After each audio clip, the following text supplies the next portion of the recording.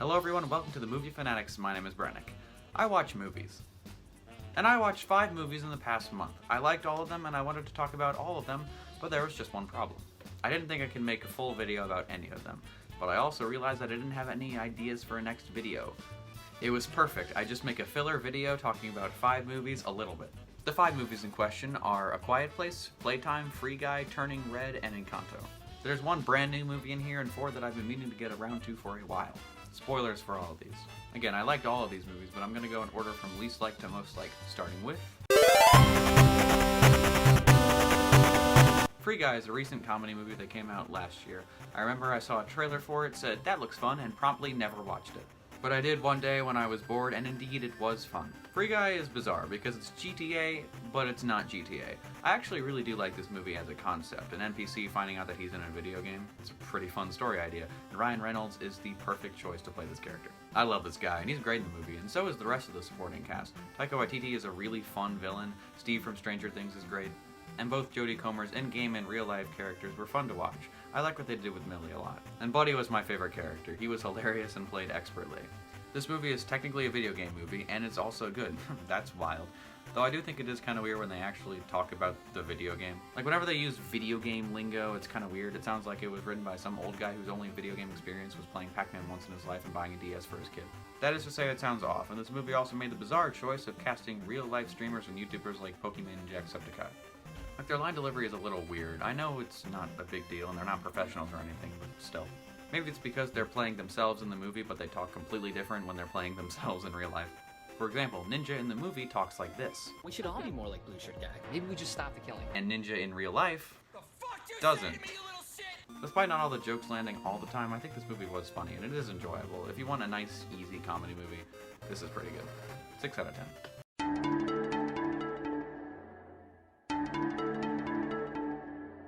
And now another movie I finally got around to watching.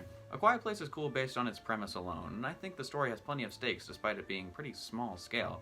Like, it basically all takes place on this one farm. And even though it has little dialogue, the plot is very easy to follow because it's all presented very clearly. I also love that this movie takes place after the initial chaos caused by the monsters or aliens or whatever they are. I think having it set in the post-apocalypse is much more interesting because the family is now surviving after the initial outbreak.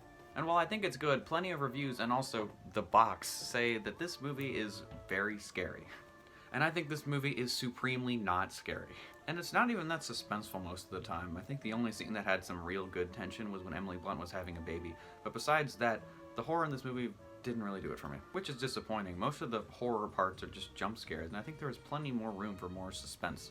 But almost all of the potential for this movie to be scary was ruined in one scene.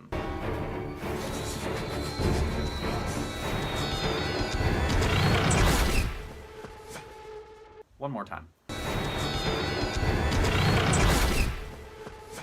Once more. Okay, pause it here. Now you're going to notice that something is wrong here.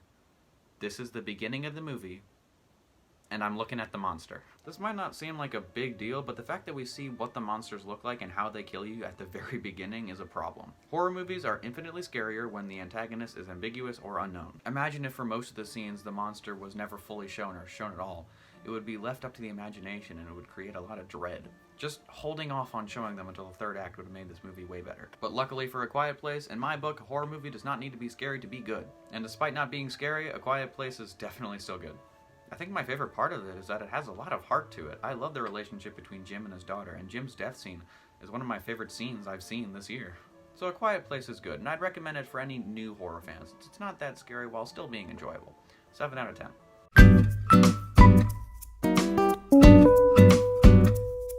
Turning Red is the newest Pixar movie to come out, and boy, was I not looking forward to this. I watched this and thought to myself, that's weird. And then I moved on with my life. But then it released on Disney+, more on that in a second, and I watched it because it's Pixar and my love for the studio overpowers any desire to not watch one of their movies. And I ended up liking it. I was getting some serious red flags early on in the movie, but as it went on and on, I liked it more and more. This movie reminds me a lot of Luca, and I like that Pixar's branching off and doing more small-scale slice-of-life stories. I love the group friendships in both this movie and Luca. I also love the art style and animation in this one. It's got this cartoonish feel, and I like it a lot. I love it when Pixar deviates from their usual style, because it's been great recently. The story is great too. A lot of people are saying this movie is about puberty, And I guess you could make that argument at first, but as it goes on, it becomes less and less about that. I think this movie is more about the broader idea of change, how change affects your relationships with your friends, with your family, and how change affects yourself. And it's not some big, tear-jerking emotional movie. It's just kind of a heartwarming one, and sometimes that's all you need. It's like Luca. I'm sorry, but there's a lot of similarities between these two. And while I thought May and her friends were kind of annoying at the beginning, they really grew on me. I think the dad was great, and he comes out of left field with a really touching scene towards the end. But the most interesting character is the mom. She's technically the antagonist, but she's not like a villain. She's a perfectly human character. And I think this will be a movie that a lot of people relate to if they have overbearing parents like Ming. Ming has a really great arc where she discovers that May is becoming her own person. She has to accept that May won't always be this way, and she'll change as she grows. It's really great stuff. I love Turning Red. I think it's great. And I think the hate it's getting is kind of unwarranted. Also, most of it happened before the movie came out. But guys, you have to see a movie before you have an opinion on it. Is that a crazy idea? Also, why is this movie only on Disney+? Why isn't it in theaters? Like, I get why they did that during the pandemic, but theaters are open again, and this deserves to be seen on the big screen. But Pixar's on a hot streak with 3 great movies in a row, and I can't wait to see what they do next. 7 out of 10. Playtime is one of the more unique movies I've seen. This is hardly even a movie to me. There's not really a plot, and while I was watching this movie, I thought it was more like a dream. When you hit play, you're transported to this dull, gray world. All the cars are the same, all the people dress the same, all the buildings look the same. And on top of that, everybody speaks French. This is Paris. Playtime puts forth this unthinking, unfeeling metropolis. Everything is the same and everything is gray. It sounds really depressing, and this movie is a critique of modernity, industrialization, and urban expansion. It's effective, though, because Playtime uses it for comedy. One of my favorite jokes is the one where the American tourists can't see the bridge that I can't pronounce because it's behind a gray building, and then you see the posters for other locations around the world also have the same building. It's subtle visual gags like this that make Playtime so fun to watch. It's like a Where's Waldo book, and I feel like if I watch this movie again, I'll find 100 new things to laugh at. Playtime is, again, like a dream. It feels like a wacky fantasy world where you just take it all in until the credits roll. And you really are just a viewer in this movie. You don't get invested in any character or story, but you're not meant to. The main character is hardly a character at all. He really is just a person that the audience can follow through the events of the movie. And eventually he goes to this nightclub. This is one of the most impressive scenes I've ever seen. It's almost an hour long, and it's jam-packed with jokes.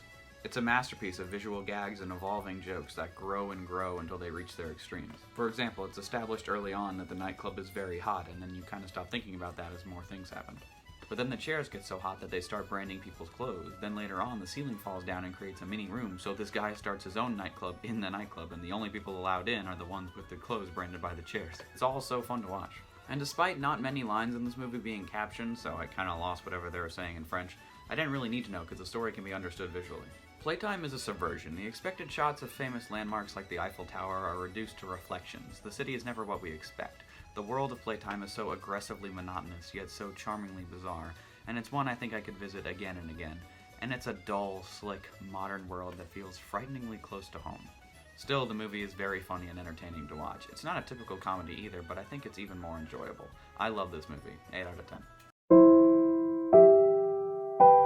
There are plenty of movies that everyone talks about that I think I'll just never get around to, and I thought that Encanto was going to be one of those movies. But there I was, one day, bored, and I watched it.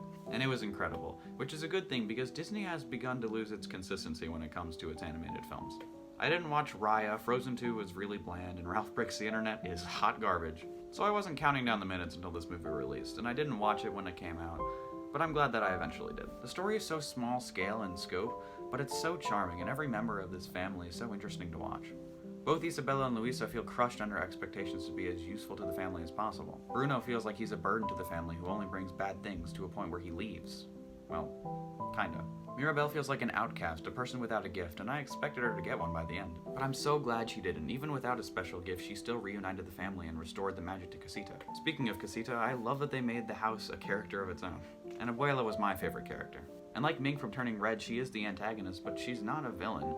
She's a person, and she makes human mistakes. The magic was given to her in her hour of need, and ever since then, preserving it has been her #1 priority. But this hurts her family. She becomes so obsessed with seeing how each family member's gift can be used that she ceases to see them as people. And by the end, her desire to keep the miracle alive is what kills it. But she learns that her desire was selfish, that it hurt the family, and she eventually reconstructs her relationships with them. Abuela has a beautiful arc in this movie. This is also a musical, and the songs are alright, I guess. Probably a hot take, but none of the songs were that memorable to me. I was excited to see We Don't Talk About Bruno for the first time, because heard a lot about that, and it was alright, I guess. That's what I thought at first, but then I listened to it again, and again, and again, and yeah, it kind of bangs. Encanto has a lot of charm and a lot of heart. This is a fantastic story with fantastic characters, and I know this won't be the last time I watch it. 8 out of 10. Boy, those were 5 movies I watched in the past month. I might do more of these types of videos in the future because there are movies that I've never talked about that I feel like I can only say a few things about. But thank you all for watching. I don't know if you guys have noticed this, but I am in a place where I don't really know what I want to do next. So if you have a suggestion for a video you'd like to see, put it in the comments and I'll do my best to listen to them. I'll do anything except the Spider-Man ranking. Thank you all for watching. This is Brannick from the Movie Fanatics, signing off.